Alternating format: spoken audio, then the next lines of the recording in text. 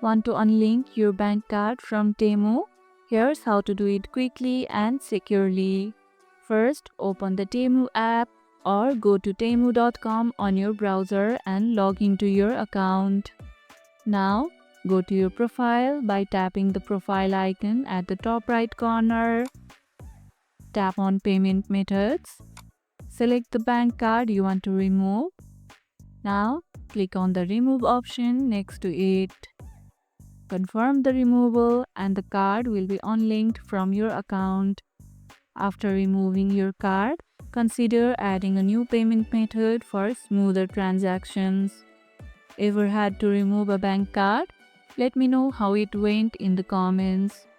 If this video helped, hit the like button, share it, subscribe, and leave a comment. Thanks for watching, and I'll see you in the next one.